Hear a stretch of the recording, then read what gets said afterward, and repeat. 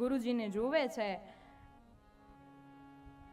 પણ ઘટના કંઈક એવી બને છે કે ગુરુજી સંધ્યા વંદન કરતા હોય માટે જંગલનો રાજા સિંહ એની પ્રદક્ષિણા કરી અને ફરી પાછો વહી જાય છે.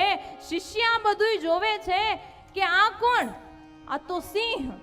ઈ આવે અને પ્રદક્ષિણા કરી અને વયું જાય.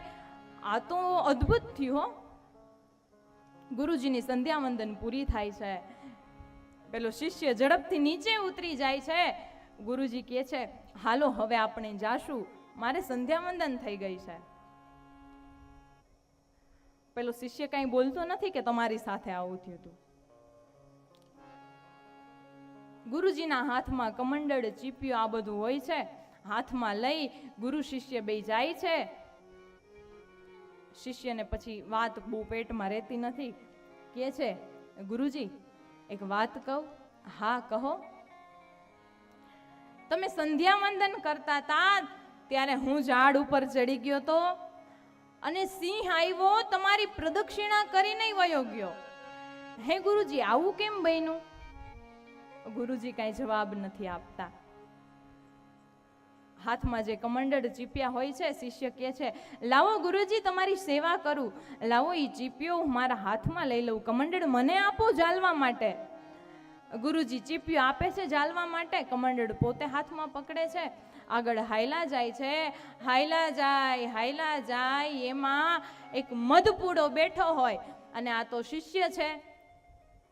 ચીપિયો હાથમાં રાખવાને બદલે આમ ચીપિયો ફેરવતો આગળ વધતો જાય છે અને એ ચીપિયો મધપૂડાને અડે છે. હવે એ ચીપિયો મધપૂડાને અડ્યો હોય ત્યારે એ ગુરુ અને શિષ્યની શું હાલત થઈ હોય એ શબ્દમાં ન વર્ણવી શકાય. એ પછી એનું મોઢું જોવા જેવું ન રહ્યું હોય, એટલું બધું મધ ચોંટી ગયું. ત્યારે શિષ્ય સહજતાથી પ્રશ્ન કરે છે,